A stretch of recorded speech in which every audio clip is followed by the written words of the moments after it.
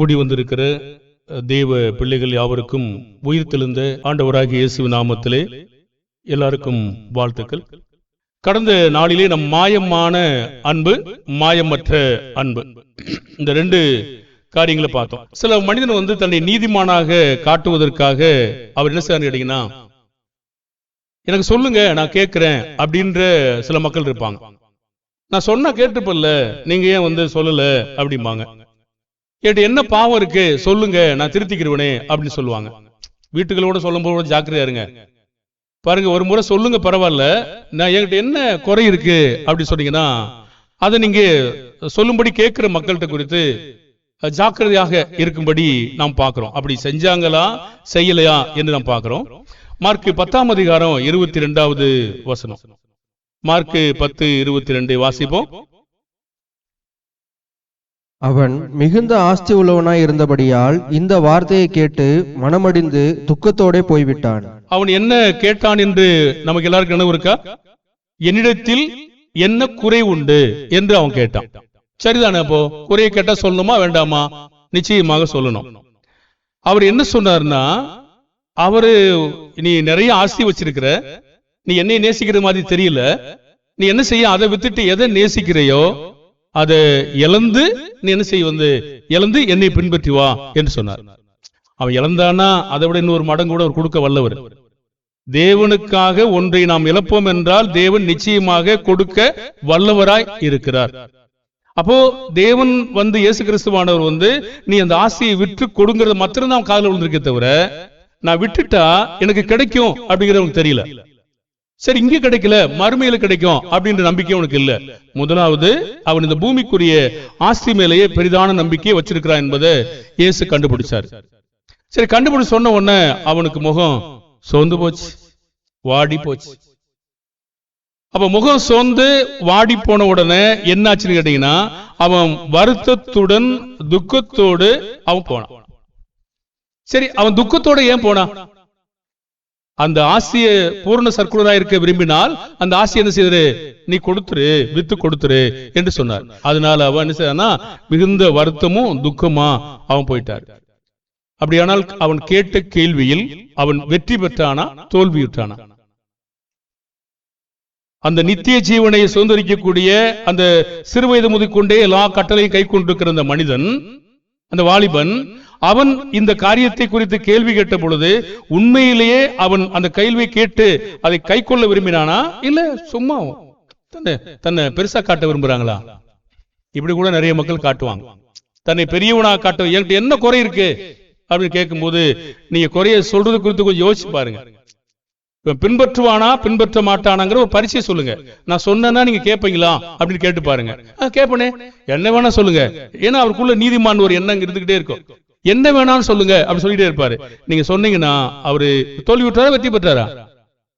தோல்வியுற்றார். அப்ப கேட்ட கேள்வி என்ன? அப்போ எதுக்காக கேட்டாரு? அப்ப முகவாடி வருத்தத்துடன் துக்கத்தோட போன போது இயேசு அதுக்கு என்ன அர்த்தம் கொடுத்தது? ஓஹோ, என்ன அர்த்தம் கொடுத்தது பாருங்க. மார்க் 10:23. அப்பொழுது இயேசு சுற்றி பார்த்து தம்முடைய சீசரை நோக்கி, ஐஸ்வர்யம் உள்ளவர்கள் தேவனுடைய ராஜ்யத்தில் பிரவேசிப்பது எவ்வளவு அரிதாய் இருக்கிறது என்றார். ஓகே, அப்ப அவர் உடனே பார்த்து சொன்னாரு, உனக்கு ஐஸ்வர்யம் இருக்கா? நீ ஐஸ்வர்யம் இருக்கிறவன் ஐஸ்வர்யத்தை விட்டுட்டு வரமாட்ட. இது ஒரு கணக்கு. நம்முடைய என்னெல்லாம் சுபாவங்கள் இருக்கிறதோ அந்த சுபாவங்களை குறித்து நாம் சொல்லுகிற பொழுது அநேகர் மக்கள் கேட்கறதுக்கு என்ன செய்ய மாட்டாங்க, விரும்ப மாட்டாங்க. அப்ப தேவனுடைய பிள்ளைகளே, யாராவது தன்னை பெரியவனா இருக்க காட்டினாங்கன்னா அவங்களை நீங்க ரொம்ப சந்தேகப்படுங்க. இது என்ன, ஒருவேளை இயேசு கேட்டார் ஒரு சமயம், என்னில் பாவம் உண்டு உங்களில் யார் குற்றப்படுத்த கூடும் அப்படின்னு கேட்டார். ஏன்னா அவங்க நீதிமானாங்க. கண்டிப்பாக இயேசுவிடத்திலே பாவமே இல்லை. ஆனால் இயேசு பிதாவினுடைய அத்தனை கட்டளைகளுக்கும் சொல்லும் போது கீழ்ப்படிந்திருக்கிறார். அப்படி கீழ்ப்படுகிற மக்கள்கிட்ட நீங்க நல்லா பார்த்துட முடியும் இருதயத்தை. ஆனா இயேசு அவன் என்ன நேசிக்கிறான்னு கண்டுபிடிச்சாரு. அப்ப இப்படிப்பட்ட மக்களிடத்தில் இருக்கிறது உலகத்திலிருந்து பிரித்தெடுக்கிற ஞானமா அல்லது உலகத்தை நேசிக்கிற ஞானமா? பாருங்க, உலகத்தை நேசித்தானா பிரித்தெடுத்தானா?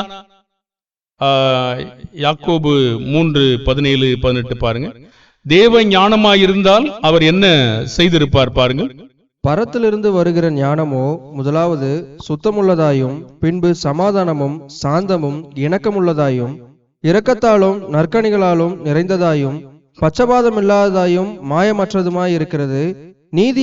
நீதியாகிய கனியானது சமாதானத்தை நடப்பிக்கிறவர்களாலே சமாதானத்திலே விதைக்கப்படுகிறது. சரி, இவன் தேவ ஞானமுள்ள மனிதனாயிருந்தால், ஞானத்தின் பிள்ளைகளாயிருந்தால் என்ன செய்திருப்பார்? தேவனுக்காக அவர் அதை இழந்திருப்பார். நம்ம எதுக்காக இந்த பாடத்தை பார்த்தோம் தெரியுங்களா? மாயமான அன்பு, மாயமற்ற அன்பு. ஒரு புருஷன் மனைவி அன்பு கூறுகிற காரியத்திலையும் தலையாக இருக்கிற கணவனை பற்றியும் ஒருவருக்கொருவர் எப்படி வாழ வேண்டும் என்பது ஒரு உண்மையான அன்பு இருக்க வேண்டும் என்பதை பார்த்தோம். பாருங்க, ஒரு வேலை மனைவி செஞ்சிருக்கிறாங்க, இங்க வாங்கல கொஞ்சம் இதை எடுத்துட்டு வாங்கன்னா இந்த செஞ்சுட்டு வரேன்னு சொல்லுவாங்க. பாத்திருக்கீங்களா? இந்த வர்றேன் அப்படி சொல்ற மக்கள் எத்தனை பேர் பார்த்திருக்கீங்க? எங்கிட்ட நான் பார்த்திருக்கேன், சிலர் இருக்காங்க. என்னவா இருந்தாலும் அப்படியே போட்டுட்டு இந்த வர்றேன்.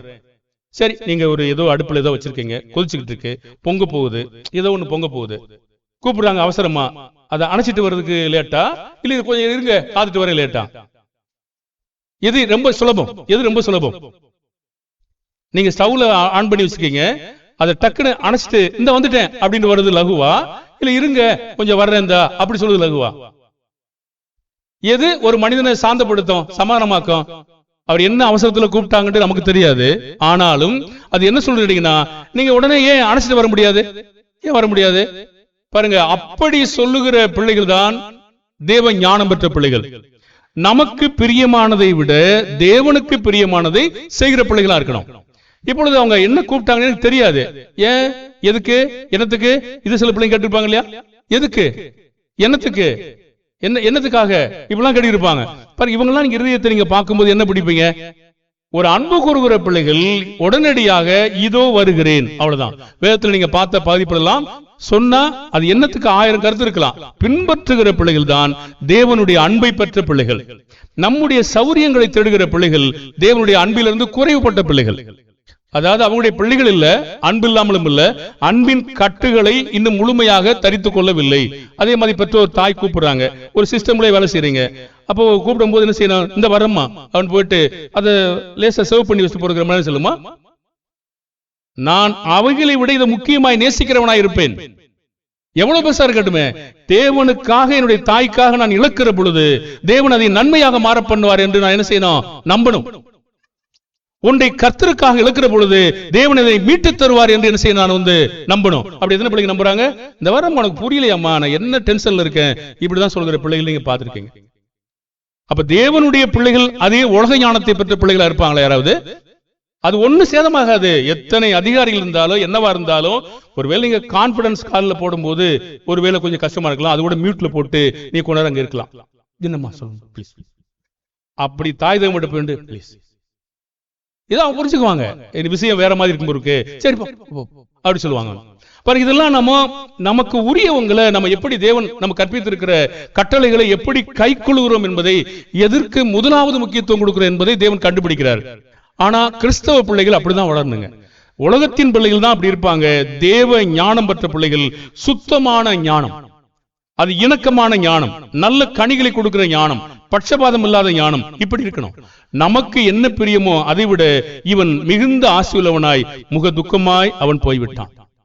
நீங்க ஒரு காரியத்தை ஒரு தாய் தகப்பனுக்காக கர்த்தர் நிமித்தமாய் இழந்தாலும் கூட கவலைப்படாதீங்க, தேவன் அதை உங்களுக்கு தருவார் நிச்சயமாக. ஆபிரகாம் தேவனுக்காக இழந்தார், எல்லாவற்றையும் தந்தார். யோபு தேவனுக்காக இழந்தார், தந்தார். தந்தாலும் சரி தராவிட்டாலும் சரி, நாம் தேவனுடைய கற்பனைக்கு என்ன செய்யணும்? முதலாவது கீழ்ப்படிய வேண்டும். அதுதான் முதல் காரியம். தருவாங்க அப்படிலாம் இல்ல, தரமாட்டாங்க அதெல்லாம் கிடையாது, அது இழந்து போவோமே அதெல்லாம் கிடையாது. தேவனுக்காக தேவனுடைய நிமித்தமாக நாம் அன்பு கூறுகிறதெல்லாம் மாயமற்ற அன்பு, ஒரு தேவனுடைய மெய்யான அன்பு. அந்த அன்பு கூறும்போது இதோ வருகிறேன். உங்கள் பெற்றோராக இருந்தாலும் சரி, வயதில் மூத்தவராக இருந்தாலும் சரி, நீங்கள் இதோ வருகிறேன் என்ற வார்த்தை மிகுந்த சிறப்பு. எனக்கு அடிக்கடி இந்த காதுல இதோ வர்றேன் இதோ வர்றேன் அப்படிங்கிற வார்த்தையை ஒழிச்சுக்கிட்டே இருக்கும், கேட்கறதுக்கு ரொம்ப சந்தோஷமா இருக்கும். இதோ வரேங்கிறது ரொம்ப கீழ்ப்படிதல், அது அருமையா இருக்கும். ஒருவேளை உங்களுக்கு சிரமமா இருந்தாலும் கூட இதோ வருகிறேன் என்ற வார்த்தையானது மிகுந்த அன்புள்ளது. வேணா நீ வர வேணா, அங்கே உட்காரு, நான் பாத்துக்கிறேன். ஏன்னா அதையும் நாம் பார்க்கணும். ஒரு ஜுரமா இருக்காங்க, இல்ல ஸ்திரீகளுடைய பலவீனங்களா இருக்கலாம், இதோ வரேன்னு சொல்றாங்க, முடியாம திணறாங்க, உட்காருங்க நான் வந்துடுறேன். பாருங்க, இதையும் நாம கொஞ்சம் பார்க்கணும். அதெல்லாம் அன்பு. தேவனுடைய அன்பிலே ஒருத்தர் வியாதிப்பட்டதா ஒருத்தர் கேள்விப்பட்டாரு, ரொம்ப வியாகுலப்பட்டார். ஓ, இவர் இவ்வளவு வியாதிப்பட்டாரா? பாருங்க, ஏற்கனவே சபையினுடைய மக்கள் இருந்தாங்க, சில மக்கள் பிரிந்து போயிட்டாங்க. அடிபட்டு போய் ஆஸ்பத்திரியில் நடந்த ஒரு மனுஷன் கூட அவங்க பார்க்க வரலையே. பார்க்க வரட்ட போயிட்டு போறாங்க, நமக்கு ஒரு பிரச்சனை கிடையாது. ஆனா அந்த எண்ணமே எங்க இவ்வளவு வளர்த்து வச்சிருந்தமே, அந்த எண்ணங்கள்லாம் எங்கே? வெக்கம் இல்லையாது? அது அவங்களுக்கு ஒரு அபகீர்த்தியா இருக்காதா? அப்ப இப்படிப்பட்ட ஒரு காரியமுடைய மக்களாக, அன்பில்லாத மக்களாக இருப்பாங்க. ஒரு வியாதிப்பட்டிருக்கான்னு சொன்னதுக்கே வேதனைப்பட்டாங்களே ஒருத்தர். ஆனா இவங்க என்ன செய்றாங்க கேட்டீங்கன்னா, இவங்க அப்படி பட்டு கிடக்கும் போது கூட சரி பார்க்க வரல, போன் பண்ணி விசாரிக்க என்ன செய்யும்? மாயமான அன்பு. அந்த அன்பின் விதைகளை நீங்க பாருங்க. போன் பண்ணி விசாரிக்க ரொம்ப கஷ்டமா? நான் போன் பண்ணி விசாரிக்க யார்ட்டையும் சொல்லாதீங்க, உனக்கு மனித பயம் இருக்கு, சொல்ல மாட்டேன் விடு அப்படி சொல்லுவேன் நான். பாருங்க, அப்ப யாருக்கு பயப்படுறாங்க? அப்படி விசாரிக்க முடியாம யாருக்கு பயப்படுறாங்க? மனிதனுக்கு. இது யாருடைய அன்பு? தேவனுடைய அன்பு கிடையாது, மாய்மாலமான அன்பு, நடிக்கிற அன்பு.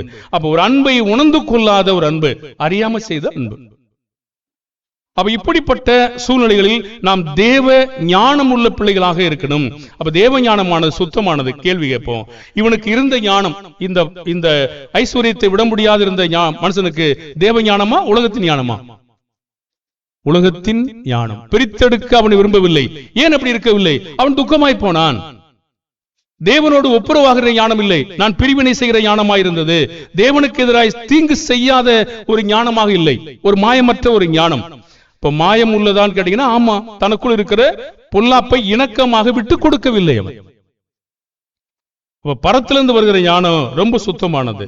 லூக்கா 10ஆம் அதிகாரம் 25 37 வரைக்கும்.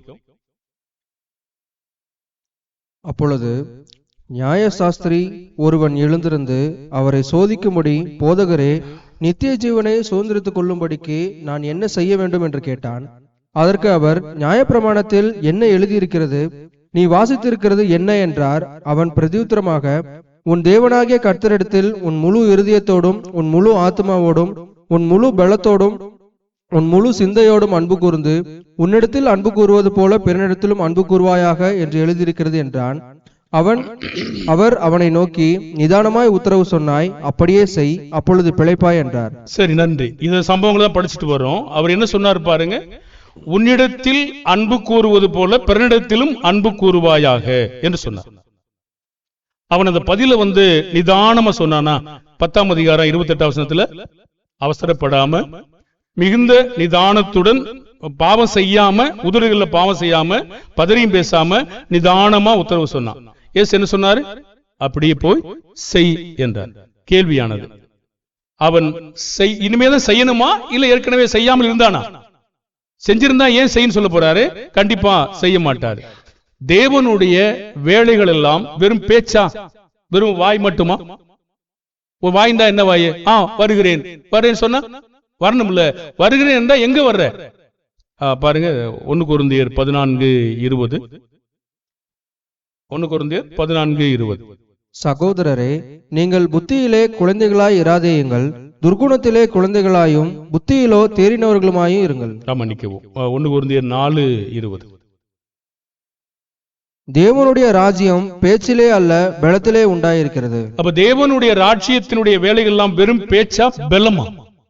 பெலம் இதில் இருக்கிறது. 1 கொரிந்தியர், நீங்க 2 கொரிந்தியர் 2ஆம் அதிகாரம் 1-5 படிங்க. பெலம் தேவனுடைய வார்த்தையில் இருக்கிறது. எபேசியர் 6ஆம் அதிகாரம் 11-12 படிச்சு பாருங்க. கர்த்தரிலும் அவருடைய சத்துவத்திலும் வல்லமையிலும் நீங்க என்ன செய்யுங்க? பலப்படுங்கள். அப்போ வெறும் பேச்சா? ஒருத்தனுக்கு 2 குமார் இருந்தாங்க. ஒருத்தனை கூப்பிட்டு திராட்சை தோட்டத்துக்கு போ அப்படி சொன்னார். போகிறேன் ஐயா என்று சொல்லி என்ன செய்யல, அவரு போகல. இன்னும் ஒருத்தரை கூப்பிட்டாரு, போக மாட்டேன்னு சொன்னார். மாட்டேன், மக்கள் பாத்துருக்கீங்க நீங்க? நீ என்ன சொல்ல? மாட்டேன். தலையாட்டுவாங்க பாருங்களா, வெறுப்பா மூர்க்கமா ஆட்டுவாங்க பாருங்க. மாட்டேன் மக்கள்கிட்ட சொன்னாங்க. இப்போ நம்ம மனுஷனுடைய தோற்றத்துல பாக்குறதுக்கு எப்படி தெரியுதுங்க? பரவாயில்ல, நல்ல பிள்ளை. தூரத்துல ஒருத்தர் பாக்குறாரு, இந்த போகிறேன் டாடி சொல்றாரு, ரைட்டு. அவர் போய் அங்கிட்டு போய் படுத்துட்டாரு. மாட்டேன்னு சொன்னாரு. தூரத்துல பாக்குறதுக்கு என்ன தோணும்? இவ்வளவு பெரிய திமிரு பிடிச்ச பிள்ளையா இப்படியா மாட்டேன்னு சொல்லும்? ஆனா மாட்டேன்னு சொன்னவரு தோற்றத்துல பாத்தீங்கன்னா இவர்ல போறேன்னு சொன்னவரை பார்க்கும்போது நல்லா தெரியும், மாட்டேன்னு சொன்னவரை கெட்டவரா தெரியும். ஆனா உணர்ந்து கொண்ட பிற்பாடு தேவனுடைய பார்வையில அவன் உணர்ந்து கொண்டு என்னுடைய தகப்பனுடைய கட்டளைக்கு நான் கீழ்ப்படியாமல் போனது என்ன என்று சொல்லி யோசித்து மனதை மாற்றி என்ன செய்தான், அவன் போனான். எது தேவனுக்கு பிரியமானதுங்க? பேச்சா பலமா? எதுல பலம் இருக்கு? யாரு அந்த வேலையை நிறைவேற்றினாங்களோ அவங்க தான் பலமானவங்க. அதுதான் அதோட சேர்ந்த வேலை.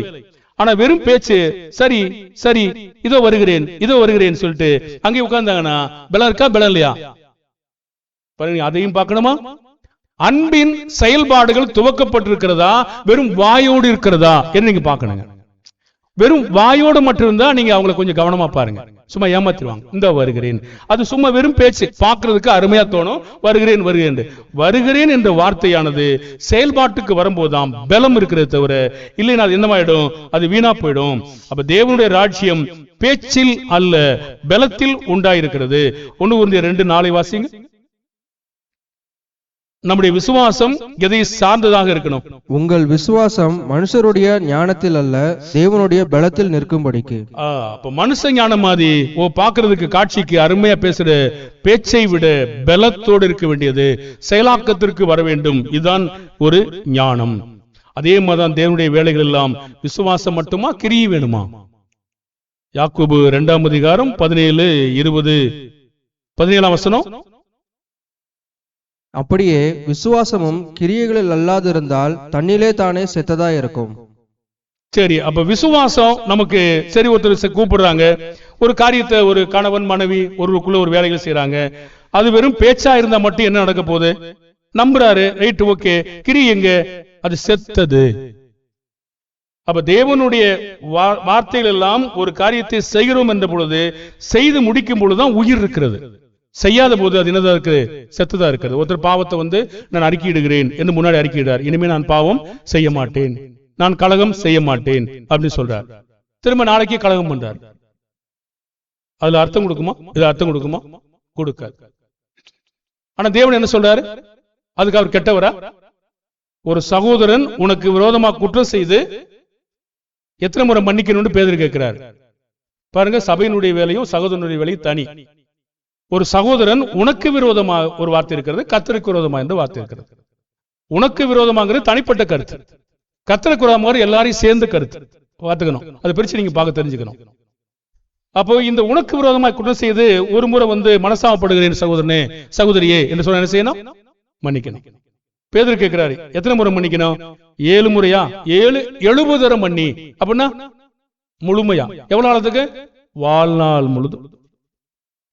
எத்தனை முறை வருத்தம் தெரிவிக்கிறானோ அத்தனை முறையும் 50 வருஷமா சொல்லிக்கிட்டே வந்தாலும் 50 வருஷமா மன்னிங்கன்னு சொல்றாரு. அவ்வளவுதான். அதுக்கு ஒரு விதிவிலக்கு கிடையாது.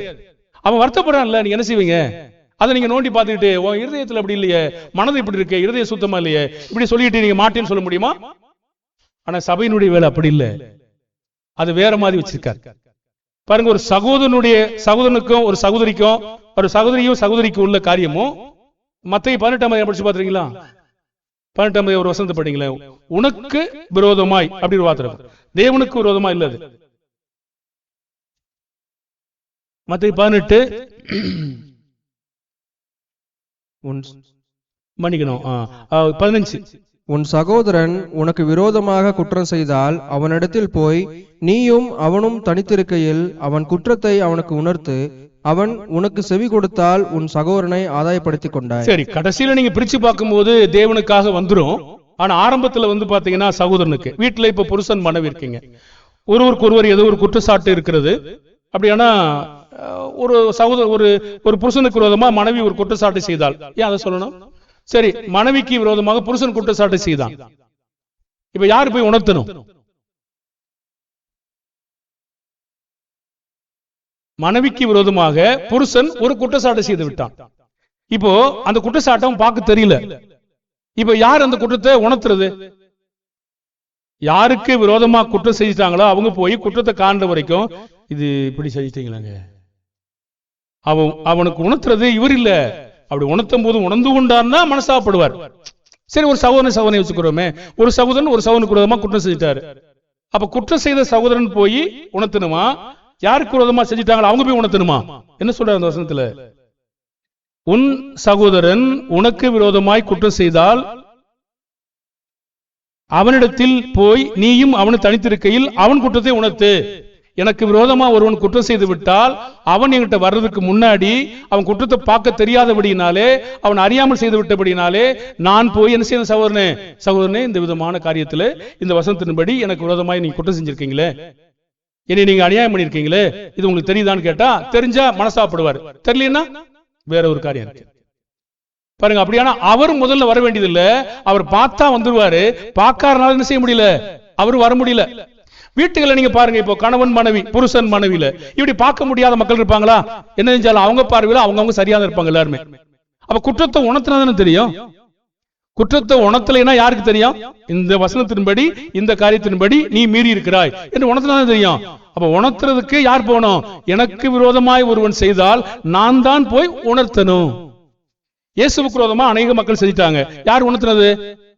அந்த மக்களா வந்து சாரி சாரி சொல்லிட்டு இருந்தாங்களா? யார் வந்தாங்க? இயேசு அதை அவர்களுக்கு உணர்த்தினார். அப்புறம்தான் மனஸ்தாபப்பட்டு வந்தார்கள், ஞானஸ்நானம் எடுத்துக்கொண்டார்கள். அப்படிதான் நாம செய்யணும். இதுதாங்க அன்பு. நாம சொல்றது உலகத்தின் அன்பு என்ன?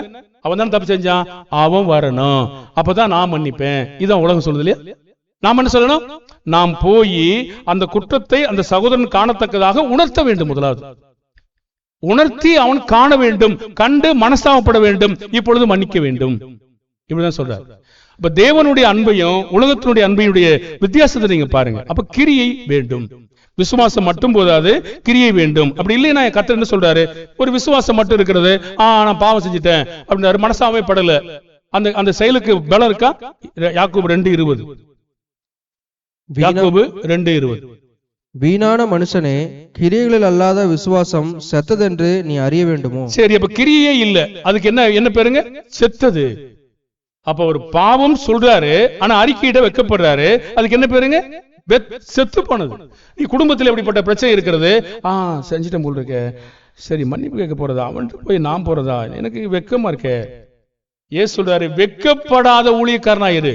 ரோமர் 1:14 சொல்றாரு, சுவிசேஷத்தை குறித்து நான் வெட்கப்படேன். முன்பு யூதரிலும் பின்பு கிரேக்கரிலும் விசுவாசிக்கிறவன் எவனோ அது ரட்சிப்பு உண்டாவதற்கு அது தேவ பலன் என்று சொல்றார். நீ வெட்கப்படாத ஊழியக்காரனாய் சத்தியத்தை நிதானமாய் பகுத்து போது என்று சொல்லி 2 Timothy 2:24 வந்து சொல்லுகிறார். இயேசு வெட்கப்படாமல் எபிரேயர் 2 சகோதரன் என்று சொல்ல வெட்கப்படாமல் இருந்தார். வெட்கப்படலாமா? நமக்கு என்ன வெட்கம்? வெட்கம்னா பூமியில என்ன பெருமை இருக்கு? பூமியில என்ன வெட்கம்? அது என்னத்தை கொண்டு வரும்? அவமானங்களை, நிந்தையை கொண்டு வரும். அப்படி அறிக்கையிடாத ஒரு மக்கள் பார்க்கும் பொழுது அன்பில்லாத செயல், அது வீணான மனுஷன். வீணான்னா அதெல்லாம் என்ன பிரயோஜனம்? வீண் அப்படின்னா என்ன பிரயோஜனம்? நீங்கள் கர்த்தர் கேட்கிறாரு, நீங்கள் வீண் காணிக்கைகளை கொண்டு வர வேண்டாம், வீணான ஆராதனை செய்ய வேண்டாம். அது யாருக்கு பிரயோஜனம்? மனுஷனுக்கு பிரயோஜனம் இல்ல, தேவனுக்கு பிரயோஜனம் இல்ல. அப்ப என்னாச்சு? வீணா கரண்ட் செலவு, வீணா எல்லா செலவும், எல்லா வீண் செலவு. பாருங்க, அப்ப வீணான ஆனா ஒரு பிரயோஜனம் இல்ல. சில செத்த கிரியை செய்றாங்க இல்லையா?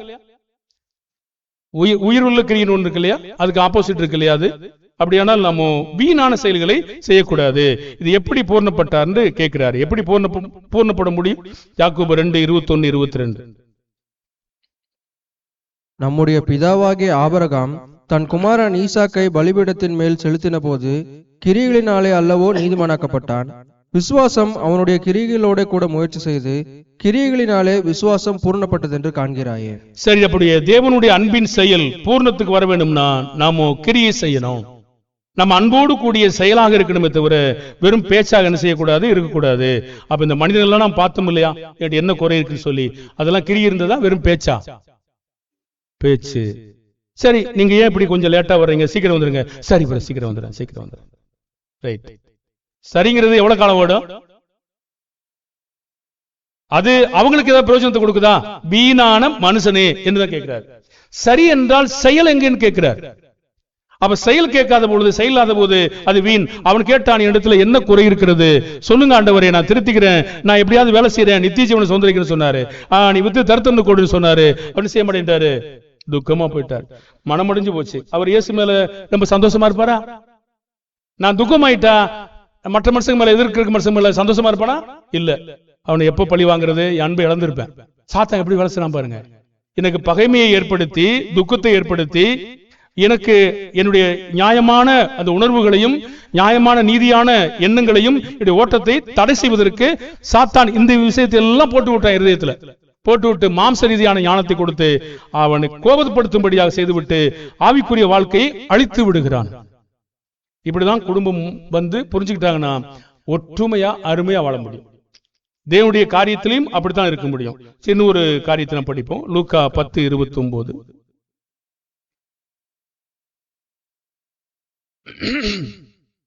அவன் தன்னை நீதிமான் என்று காண்பிக்க மனதாய் இயேசுவை நோக்கி, எனக்கு பிறன் யார் என்று கேட்டான். அவர் கேட்கிறாரு, என்னை விட வேற யார் உயர்ந்திருக்கிறாங்க, என்னை விட யார் பெரியசா இருக்காங்க, என்னை விட யாரு சரியா இருக்க முடியும் அப்படின்னு கேட்கிறார். என்ன சொல்றதுக்கு எனக்கு பிறன் யாருன்னு கேட்கிறார். இயேசு கேள்வி கேட்ட நியாயசாஸ்திரி சமாரியனை போல இருந்தாரா, மற்ற 2 பேரை போல இருந்தானான்னு கொஞ்சம் பார்க்க போறோம். இயேசு என்ன சொல்றாரு? லூக்கா 10:30. இயேசு பிரதியுத்தரமாக, ஒரு மனுஷன் எருசலேமிலிருந்து எரிகோவுக்கு போகையில் கள்ளர் கையில் அகப்பட்டான். அவர்கள் அவன் வஸ்திரங்களை உரிந்து கொண்டு அவனை காயப்படுத்தி குற்றுயிராக விட்டு போனார்கள். சரி, இப்ப நீங்க தொடர்ந்து அந்த உதாரணங்களை ஞாயிறு பள்ளியிலிருந்து படிச்சுட்டே வர்றீங்க. ஞாயிறு பள்ளியில படிப்பது ஒரு மேன்மையானதுங்க. உங்க குழந்தைகளுக்கெல்லாம் நான் சொல்லியிருக்கிறேன், தினந்தோறும் நீங்க காலையில் எழுந்த உடனே வசனத்தை எழுதுங்க. ஒரு வசனம் எழுதுங்க. ஆங்கிலம் தெரிஞ்ச ஆங்கிலத்தில் எழுதுங்க, தமிழ் தெரிஞ்சா தமிழ் எழுதுங்க, தமிழ் ஆங்கிலத்திலையும் கொஞ்சம் காலம் கழிச்சு எழுதுங்க. தேதி போடுங்க, தேதி போட்டு ஒரு வசனத்தை கீழே எழுதுங்க, பிறகு அப்படியே எழுதிட்டே வாங்க அப்படின்னு சொல்லியிருக்கா. சில பிள்ளைகள் எழுதுறாங்க. அது மாதிரி எது கேட்கிறோம் கேட்டீங்கன்னா, தேவனுடைய வேலை செய்யற இந்த லேவியனும் இந்த ஆசாரியனும் வசனம் தெரியும், ஆனா இரக்கம் இல்ல. சட்டம் தெரியும், ஆனா இரக்கம் இல்ல. அப்ப இரக்கம் இல்லாத ஒரு செயல். இவன் கேட்கிறான், என்னை விட பிறன் யார் என்று கேட்டார். அதுக்கு தான் இந்த உதாரணம் சொன்னார். சரி, குற்றுயிரா போட்டாங்க. குற்றுயிரா போட்ட உடனே அந்த வழியா யார் போனதுன்னு கேட்டீங்கன்னா 2. அதற்கு இயேசு 10 அதிகாரம் லூக்கா 30-35 வரைக்கும் உதாரணம் சொன்னார். அந்த உதாரணத்தை படிச்சிருங்க. இயேசு பிரதியுத்தரமாக, ஒரு மனுஷன் எருசலேமிலிருந்து எரிகோவுக்கு போகையில் கள்ளர் கையில் அகப்பட்டான். அவர்கள் அவன் வஸ்திரங்களை உரிந்து கொண்டு அவனை காயப்படுத்தி குற்றுயிராக விட்டு போனார்கள். அப்பொழுது தற்செயலாய் ஒரு ஆசாரியன் அந்த வழியே வந்து அவனை கண்டு பக்கமாய் விலகி போனான். அந்தபடியே ஒரு லேவியனும் அந்த இடத்துக்கு வந்து அவனை கண்டு பக்கமாய் விலகி போனான். பின்பு சமாரியன் ஒருவன் பிரயாணமாய் வருகையில் அவனை கண்டு மனதுருகி கிட்ட வந்து அவனுடைய காயங்களில் எண்ணெயும் திராட்சரசமும் வார்த்து காயங்களை கட்டி அவனை தன் சுய வாகனத்தின் மேல் ஏற்றி சத்திரத்துக்கு கொண்டு போய் அவனை பராமரித்தான். மறுநாளிலே தான் புறப்படும் போது 2 பணத்தை எடுத்து சத்திரத்தான் கையில் கொடுத்து, நீ இவனை விசாரித்துக்கொள், அதிகமாய் ஏதாகிலும் இவனுக்காக செலவழிந்தால் நான் திரும்பி வரும்போது அதை உனக்கு தருவேன் என்றான். இந்த இயேசுவானவர் இந்த கேள்வி கேட்ட உடனே கோவமா, என்னடா சும்மா தொல்லையா இருக்கு உங்களோட பெரிய கேள்வி கேட்டுருக்கீங்கன்னு சொன்னாரா, நியாயமா பதில் சொன்னாரா? பாருங்க, தேவனுடைய குமாரனாகி இயேசு கிறிஸ்து இந்த உலகத்துல வந்து கேட்கிற ஒரு தனி மனிதனுடைய கேள்விக்கும் ஒரு கும்பலா கேட்கிற கேள்விக்கும் நியாயமா பதில் சொன்னார். பாருங்க, அவருடைய நேரங்களை அவர் மனுஷங்களுக்காக எவ்வளவு ஸ்பெண்ட் பண்ணான்னு பாருங்க. இது வீட்டில் இருக்கிற உங்களுக்கு மனைவியா இருக்கட்டும் அல்லது கணவனா இருக்கட்டும் பிள்ளைகளா இருக்கட்டும், அவங்க ஒரு கேள்வி கேட்டாங்கன்னா நீங்க பொறுமையா இருந்து நியாயமா பதில் சொல்லுங்க. என்ன கேள்வி கேட்டு நீ இதுக்கெல்லாம் பதில் சொல்லணும், தயவு செய்து அப்படி சொல்லாதுங்க. அது உங்களுக்கு அது அற்பமா இருக்கலாம், ஆனா அவங்களுக்கு அது தேவையா இருக்கலாம். இப்போ நேரம் இல்லை, இன்னொரு முறை வந்து சொல்றேன்னு சொல்லுங்க. இயேசுட்ட கேள்வி கேட்டாங்க சில மக்கள் வந்து, இப்ப சொன்னா நீங்க தாங்க மாட்டீங்க, நான் அப்புறம் சொல்றேன் அப்படி சொன்னார். நாம அவங்க உணர்வுகளையும் அவங்களுடைய எண்ணங்களையும் மதிக்கிற பிள்ளைகளாக இருக்கணும். ஒரு பொருட்டா என்னாம போயிடக்கூடாது. இயேசுவானவர் இந்த உலகத்தில் வந்த பொழுது அவரு எப்படி தாழ்த்தி மனிதனுக்காக சேவை செய்ய வந்தார்னு கேட்டீங்கன்னா, அந்த சேவையில பாருங்க, ஒவ்வொரு மனிதன் கேட்கிற கேள்விகளுக்கும் உணர்வுகளுக்காக தேவனுடைய வார்த்தையை அவருக்கு பதில் சொல்லிக்கிட்டே வந்தார். தேவையானது அந்த ஆத்துமாக்களை நாம் ஆதாயப்படுத்தணுங்க தான் நம்முடைய நோக்கம். நம்முடைய குடும்பத்தை நாம் ஆதாயப்படுத்தணும், குடும்பத்தை சமாதானமாக வைத்திருக்கணும், தேவ அன்பில் கட்டி வைக்கணும், தேவனுக்காக கட்டி வைக்கணும். அப்படி ஏதாவது ஒண்ணு கேட்டாங்கன்னா அவங்களுக்கு நீங்க விவரிங்க, விளங்காது திரும்ப சொல்லுங்க, விளங்காது திரும்ப சொல்லுங்க, விளங்காது. கொஞ்சம் டென்ஷன் ஆயிட்டீங்கன்னா கொஞ்சம் தூரம் போயிடுங்க, அப்புறம் வந்து சொல்லுங்க. அவர்கள் உங்களை சார்ந்தவர்கள், உங்களை தவிர யாரிடத்திலும் கேட்க முடியாது. யார்கிட்ட கேட்பாங்க? ஒரு உடம்பு ஒலிக்குது, என்னை ஆஸ்பத்திரி கொண்டு போனா யார்கிட்ட கேட்பாங்க? பக்கத்து வீட்டுக்காரியா? உங்கள்கிட்ட தான் கேட்பாங்க. எந்த ஒரு கேள்விகளும் உங்கள்கிட்ட தான் கேட்பாங்க. அதே மாதிரி கணவன் தன்னுடைய தேவைகளுக்காக யார்கிட்ட வருவாங்க? மனைவிட்ட தான் கேட்கணும். வேற யார்கிட்ட கேட்பாங்க? வேற எங்க உலகத்துல கேட்பாங்க? இதெல்லாம் ஒருவருக்கு ஒருவர் ஒரு அன்போடு நம்ம வேலை செய்யணும். எல்லாம் அன்பிலே நம்ம அந்த அன்பை புரிந்து கொள்ளணும். அவங்க வேற எங்கேயும் போக முடியாது, நம்மகிட்ட தான் இருப்பாங்க, எங்கேயும் போக முடியாதுல்ல. அப்ப என்ன செய்யணும்? அந்த அன்போடு கூடிய வேலை செய்யணும். இயேசு கண்டுபிடிச்சாரா? கண்டுபிடிச்சாரு. கரெக்டாக அந்த மனிதனுக்கு 2 உதாரணங்களை சொல்லி சொன்னார். அப்ப சொல்லிட்டு அவருடைய இருதயத்தையும் அங்கிருந்து கிளைக்க விரும்பினார். அவன் என்ன புரிஞ்சுக்கிறான் பாருங்க. கேள்விக்கு பதில் மட்டும் சொல்லல, அவர் கேள்வி கேட்டாரு. அப்ப இரக்கம் இல்லாத இந்த மனுஷர்கள் அப்படி போய் அவங்க வாட்டில ஒரு மனுஷன் குட்டுகிறா கிடக்கா, ரத்தத்துல தீட்டுப்படக்கூடாதுங்கிறது உண்மைதான். ஆனா நியாயப்பிரமாணத்துல இரக்கம் இருக்குன்னு சொல்றாரு. இரக்கத்தையும் விசுவாசத்தையும் நீதி நீங்க விட்டு விட்டுகின்றாரு. வெறும் சட்டம் மட்டும் பேசிக்கிட்டு இருந்தா இரக்கம் எங்க? சட்டத்திற்குள் இரக்கம் இருக்கிறதை காண வேண்டும். ஒரு ஓய்வு நாள்ல அவங்க ஆராய்ச்சிக்கிட்டு இருக்காங்க. ஆடு மாடு குழியில் விழுந்துச்சு. ஓய்வு நாள் மீறினா குற்றம், கல்லர் அடிப்பாங்க, மன்னிக்கணும், அது தண்டனைக்குரிய குற்றம். அப்படி தூக்கி விடுவாங்களா இல்ல என்ன செய்வாங்க? தூக்கி விடுவான்னு ஏசே சொல்றாரு. தூக்கி விடுவீங்கன்னு சொல்றாரு. அப்படியான கட்டுகள் இருந்த இந்த மகனை நான் தூக்கி விட்டேன்னு சொல்றாரு, குற்றப்படுத்தினாங்க பாருங்க. அப்படியானா அந்த இரக்கம் அதுக்குள்ள இருக்கு. இந்த 2 பேருமே லேவியனும் சமாரியன் என்ன செய்யல, அப்படி தூரமா வழி போயிட்டான். செத்தாலும் பரவாயில்ல, நம்ம தேவனுக்கு தான் கீழ்ப்படினோம். அங்க ஒண்ணு இல்ல, நிறைய காரியங்களை விட்டுட்டாங்க பாருங்க. தங்களை இந்த இவங்க இருக்காங்க இல்லையா, இது மாதிரி தன்னை பெரியவனா காட்டிக்கிறதுக்கு இந்த வேலை செய்யறாங்க.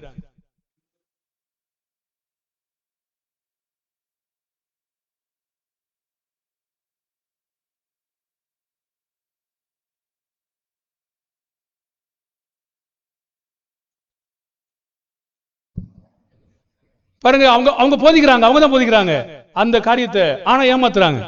இந்த மனிதர்கள் சத்தியங்களை போதிக்கிற மக்கள் இந்த மனிதனுடைய இரக்கத்தை படாம சாகடிக்க வச்சுட்டாங்க.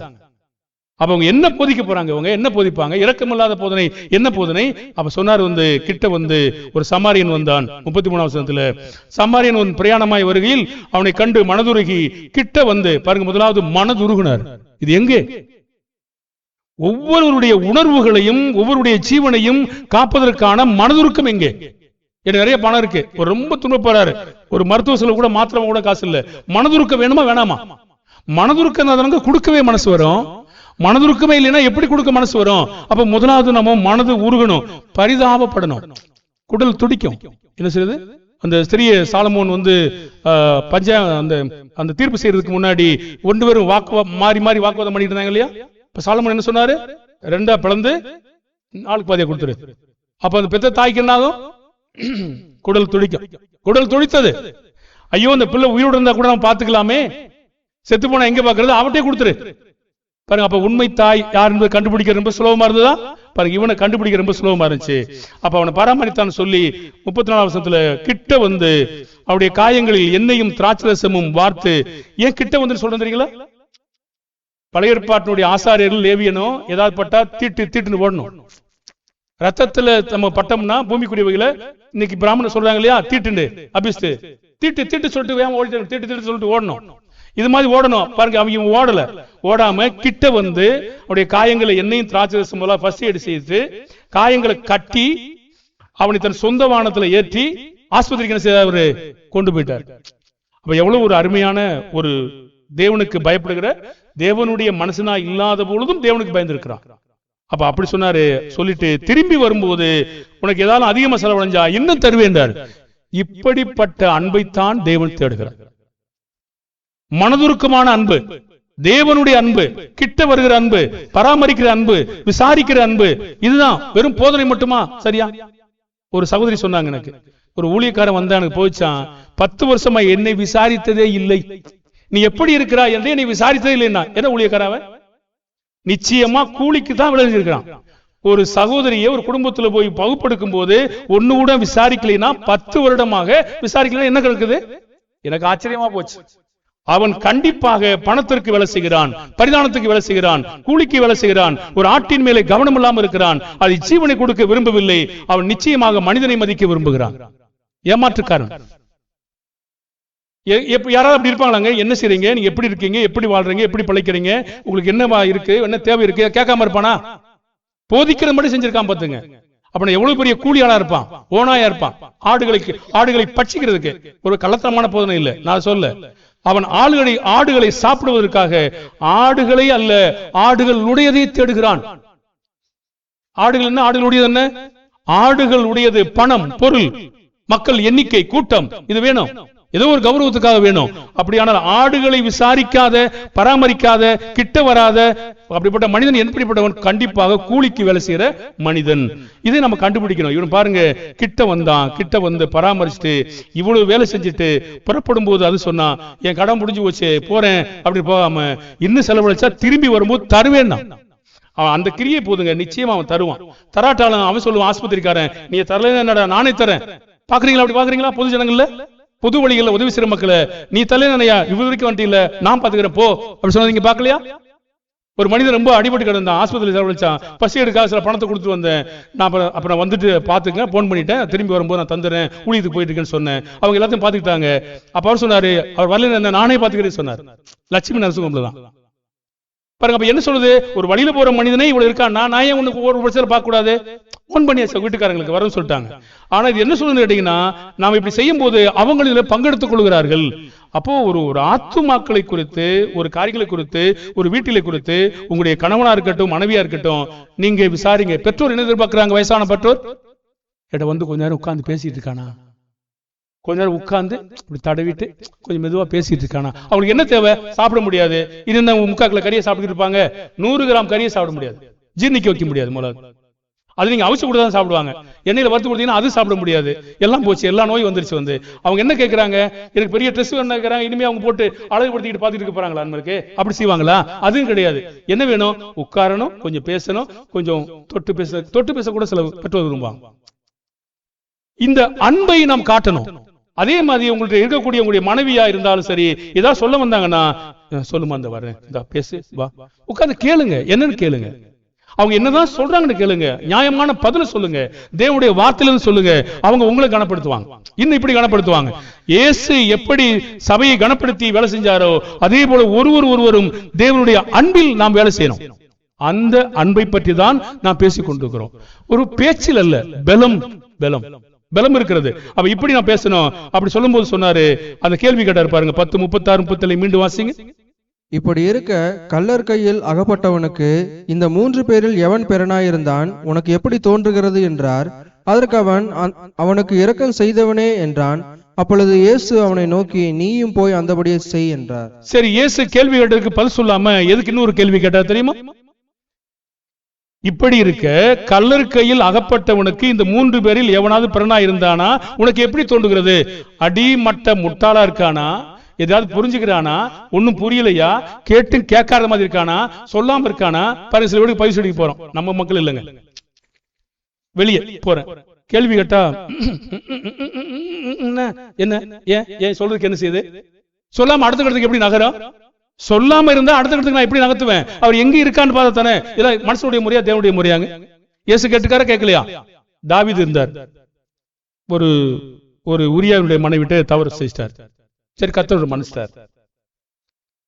அதே நேரடியா தீர்க்கதரிசி நாத்தான் அனுப்பினார். போயிட்டு அவர் சொன்னாரு, ஆடு 100 ஆடு 1 ஆடு, இப்படி அந்த ஊமையே பாருங்க. உங்களுக்கு ஒரு சத்தியத்தை சொல்றேன். சின்ன பிள்ளை இருந்து நம்ம பிள்ளைகளுக்கு சொல்லி கொடுத்துறோம் இல்லையா, வேதவசனம், அது கதை கிடையாது, தேவனுடைய வார்த்தை.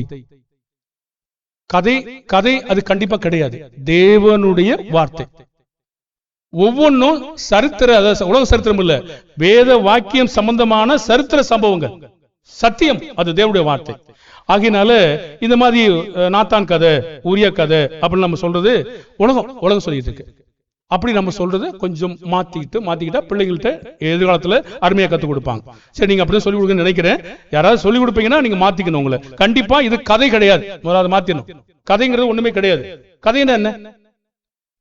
கற்பனை. கதைன்னா எனக்கு சரியான விளக்கம் தெரியல. கர்த்தர் விலகி இருக்கு சொல்றார், கட்டுக்கதைகளுக்கும் மற்ற காரியங்களுக்கும் விலகிரு என்று கேட்கிறார். கதைன்னா கற்பனையான கதாபாத்திரத்தை என்ன செய்யணும்? உருவாக்கணும், எல்லாத்தையும் உருவாக்கணும். அப்படி கதை கிடையாது, இது மெய்யான தேவனுடைய வார்த்தை. சரி, இப்போ இந்த காரியத்துக்கு வந்துடுவோம். அப்ப இப்படி இருக்க அவர் கேட்டார் இல்லையா, அந்த 100 ஆடு 1 ஆடு. அந்த 100 ஆடு இருக்கவன்ட்ட ஒரு வழிபோக்கன் வந்தான் அப்படின்னு சொல்றார். இப்ப என்ன செஞ்சிருக்கணும்? நியாயமான மனுஷனா இருந்தா அந்த 100 ஆடுல 1 எடுத்து சமையல் பண்ணி வச்சிருக்கணும். அவர் என்ன செய்யறாருன்னா, ஒரே ஒரு ஆட்டை அவன் மடியில பரண்டு நல்லா வளர்ந்துகிட்டு இருக்கு, அதை போய் பிடிச்சு அடிச்சு அவனுக்கு என்ன செய்ய சாப்பாடு கொடுத்துட்டான். இப்போ இந்த கேட்டுட்டு இருக்கால தாவீது, அவன் என்ன சொன்னான்னா, அவனுக்கு பயங்கரமான தண்டனை கொடுக்கணும் சொல்லி பயங்கரமா கொதிச்சு எழுதிட்டார் தாவீது. இப்ப இருதயத்துல என்ன இருக்கு? நியாயமா இருக்கு. அப்போ பாவத்தை உணரவில்லை, பாவம் செஞ்சிட்டாரு. ஆனா பாவத்துல செஞ்சிட்டாரு, உணர்ந்து கொண்டாரு. இப்போ ஒரு வெளிப்படையா சொல்றாரு, நீ தான் அந்த மனிதன் அப்படின்னாரு. போட்டண்டா அப்படி சொல்ல பாருங்க. இப்போதான் சொன்னாரு, என் பாவத்தை சுட்டி காட்டின உடனே இது அவனுக்கு பயங்கரமான தண்டனை கொடுக்கணும் அப்படி சொல்லி இப்பதான் கொதிச்சு எழுந்தாரு. அதே செகண்ட்ல நீதான் அந்த மனுஷன் சொன்ன உடனே என்ன பேசுவாரு? இப்படி மனசாட்சி வித்து போடுற மக்கள் இருக்காங்களா? நீ இந்த பாவத்தில் இருக்குன்னு சொன்ன அதெல்லாம் இல்ல, இது வேற மாதிரி, அது வேற மாதிரி அப்படி போற மக்கள் இருக்காங்களா? தயவு செய்து பேசாதீர்கள். ஒத்துக்கொள்ளுகிற மக்களிடத்தில் பேசுங்க. யாரெல்லாம் சாக்கு போக்கு சொல்லிட்டு போயிட்டு இருக்காங்களோ கண்டிப்பா பேசாதீங்க. அவங்க ஒத்துக்கொள்ளுகிற மனது அங்கே கிடையாது. தேவனுடைய அன்பு அங்க இல்ல. தேவனை நேசிக்கிற அன்பு இல்ல. என்னை நானே நேசிக்கிறேன், நான் தோத்து போயிட்டேன், நான் வெக்கமா இருக்கேன், எப்படி அப்படி நினைக்கிறாங்க. தேவனுடைய அன்பு இருக்கணும். அப்படி சொன்ன உடனே அவருக்கு நீ அந்த மனிதன், உடனே நான் சாகாதபடி என்னை கர்த்தரை வேண்டிக்கன்னு கேட்டார். என் பாவத்தை நீங்க செய்ய எனக்கு உதவி செய்யு கேட்டாரு. கதர்னாரு, அழுதாரு, கண்ணீர் வடிச்சாரு. ஆனாலும் தேவனுடைய ஜனங்கள் தூசிய காரணமா இருந்த அப்படினால், உன் மனைவி எடுத்து நான் அடுத்தவங்க கொடுத்துருவேன், உன் பிள்ளைங்களே உன் மனைவிட்ட பிரவேசிப்பான்னு சொல்லிட்டார். அன்றைக்கு 7 மனைவி, 10 மனைவி, 11 மனைவி, 1000 மனைவி இப்படிலாம் வச்சிருந்தாங்க இல்லையா? தான் பெத்த பிள்ளைங்களே அவருடைய மனைவிட்ட பிரவேசிக்கிற அளவுக்கு ஒரு வெளிப்பிரகாரமா பிரவேசிக்க வச்சார். எல்லாருக்கும் தெரியுது மாதிரி. வெக்கம் இல்லையா? தனக்கு பிறந்த பிள்ளை செத்து போச்சு, ஆனா அவர் சாகாதபடிதான் மன்னிச்சிட்டாரு. என்ன சொல்ல வரும்னா, ஒரு பாவத்தை செய்யற மக்கள், தன்னை நீதிமான காட்டுகிற மக்கள், தன்னை நீதியாக எண்ணுகிற மக்கள், எனக்கு என்னன்னு செய்யுங்க, நான் சொல்லுங்க, நான் கேட்கிறேங்கிற மக்கள். இப்போ இவர் என்ன சொல்லுவார்? இப்போ இப்படி இருக்க கல்லறையில் ஆகப்பட்டவனுக்கு இது எவன் பிறனா இருந்தான் அப்படி கேட்ட உடனே அவனுக்கு அவன் இரக்கம் செய்தவன் கரெக்டா சொன்னாரா? இயேசு என்ன சொன்னாரு? அப்படியே போய் செய் அப்படின்னாரு. இதுவரைக்கும் செஞ்சிருக்காரா? செஞ்சது மாதிரி சொல்ல, போய் என்ன செய்ய, நீ செய் என்றாரு. இவன் செஞ்சிருக்கான் சாமாரியன். ஆனா நியாயசாஸ்திரி ஒருத்தன் கேட்டாலே அவன் செஞ்சிருக்கானா? செய்யவே இல்லை. ஆனா அவருக்கு என்ன பேரு? நியாயசாஸ்திரி. அநேகருக்கு தீர்ப்பு சொல்றவரு. இவர் இதெல்லாம் விட்டுட்டு தான் செஞ்சுக்கிட்டு இருக்காரு. பின்னாடி முதுகு பின்னாடி இவ்வளவு வச்சுக்கிட்டு இவர் சுத்தமா காட்டிட்டு இருக்காரு. முன்னாடி பின்னாடி இவ்வளவு இருக்கு பாருங்க. இப்படியா செய்வாங்க? நீயும் போய் அப்படி செய்யின்றாரு. தேவனுடைய பிள்ளைகளே, இன்னும் நம்ம நீண்டுதான் போகுது பாடம். தேவனுடைய அன்பு ஒருவருக்கு ஒருவர் இப்படி இருக்கணும்.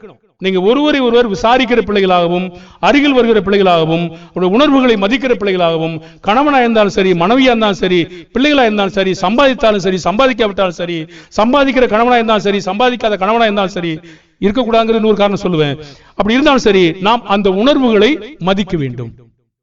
நம்ம எதிர்க்கிற மக்களா இருந்தாலும் மதியுங்கள். இயேசு அதையும் தான் சொல்லிட்டு இருக்காரு. இயேசு தம்முடைய எதிர்க்கிற மக்கள்கிட்டையும் கூட மரியாதையாக பதில் சொல்றாரு. சத்துருக்கள்கிட்டையும் மரியாதையா சொல்றாரு. அற்பமா பார்த்து உனக்கெல்லாம் சொல்லணுமாடா அப்படி சொல்லி போல, எல்லாத்துக்கும் அன்போடு சொல்றாரு. எத்தனை முறையா இருந்தாலும் நீங்கள் அப்படி அன்பு கூறும்போது அதுதான் தேவனுடைய அன்பு. அந்த குடும்பம் கட்டுவிக்கப்படும், அந்த சபை எழும்பப்படும். இப்படி நம்ம ஒருவரை ஒருவர் கனப்படுத்துவோம். கர்த்தர் என்ன செய்வார்? நிச்சயமாக ஆசீர்வதிப்பார். நன்றி. நாம் யாவரும் ஜெபிப்போமா?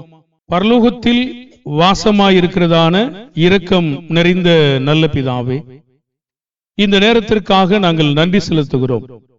பிதாவே, கூடி வந்த அன்பான தேவ பிள்ளைகளையும் உடைய வாஞ்சையும் விருப்பத்தையும் இன்னும் அதிகமாய் நிறைவேற்றி அவர்களை பலப்படுத்தி விசுவாசத்தை வர்த்திக்க பண்ணி கர்த்தரிலும் அவருடைய சத்துவத்தின் வல்லமையிலும் அதிகமாய் பலப்பட உதவி செய்யும்படியாய் வேண்டிக் கொள்கிறோம்.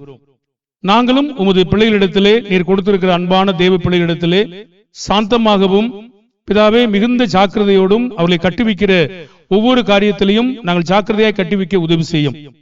அது எங்களுடைய வேலை அல்ல, அது உம்முடைய வேலை. ஆகவே உம்முடைய வேலையை நீர் எங்களுக்கு எப்படி கற்பிக்கிறீரோ அதே போல கற்பிக்கிற பொழுது நீர் எங்களை ஆசீர்வதிக்கிறீர். பிதாவே, இந்த சபையாருக்கு வேண்டிய அனைத்து தேவைகளையும் குடும்பம் குடும்பமாய் பேர் பேராய் அவர்களை ஆசீர்வதிக்கும்படியாய் வேண்டிக் கொள்கிறோம்.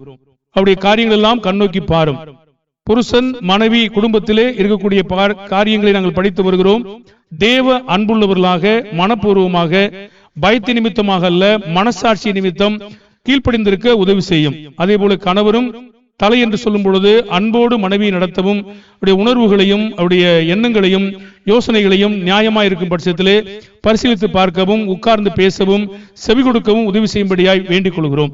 பிதாவே, நாங்கள் ஒட்டுமொத்தமாக நாங்கள் இயேசு கிறிஸ்துவானவர் எப்படி எங்களை கனப்படுத்தி இருக்கிறாரோ சபையை, அதுபோல மனைவியை கனப்படுத்த எங்களுக்கு ஞானமுள்ள இருதயத்தை தாரும். குடும்ப ஒற்றுமையும் குடும்பத்தின் ஆசீர்வாதமும் பிள்ளைகளுடைய வளர்ச்சியும் அதிகமாய் கருத்தில் கொள்ள எங்களுக்கு உதவி செய்யும். பிதாவே, இந்த சபையார் யாவரும் ஒருமனப்பட்டவர்களாய் ஒருமித்து தேவ பயத்தோடு அவருக்கு கீழ்ப்படிந்திருக்கக்கூடிய காரியங்களை பெற்றுக்கிற பொழுது ஆசீர்வதிக்கப்படுவார்கள். அவ்வாறு வேலைக்கு செல்கிற பிள்ளைகள் இன்றும் சபைக்கு வரும்போது எப்படி காக்கப்பட்டார்களோ அதே போல போகும்போதும் காக்கப்பட வேண்டும் என்று நாங்கள் வேண்டிக் கொள்கிறோம். வார நாட்களில் நடக்கிற ஊழியங்களை நீர் ஆசீர்வதிங்க. பிதாவே, திருமணமாகாத வாலிப ஸ்திரீகளுக்காகவும் விசேஷமாக ரவி அவருடைய மகளுக்காக, மூத்தவளுக்காக நாங்கள் செபிக்கிறோம். அவருக்கு ஏற்றிய நேரத்தில் ஒரு திருமண ஏற்பாடுகளை செய்து அதற்கான மாப்பிள்ளையை கொடுக்கும்படியாய் வேண்டிக் கொள்கிறோம். அவர்கள் செய்கிற காரியங்கள், அதே மாதிரி இல்லத்தை கட்டுகிற பிள்ளைகள் யாவருக்கு நாங்கள் செபிக்கிறோம். அதற்கு ஏற்பாடுகளை செய்யும்படியாய் வேண்டிக் கொள்கிறோம். உங்களுடைய தயவையும் இரக்கத்தையும் கீழே கேட்கிற வயதான பிள்ளைகளுக்கும், செல்போனில் கேட்கிற வயதான மக்களுக்கும், தாய்களுக்கும், சகோதரிகளுக்கும் நாங்கள் செபிக்கிறோம்.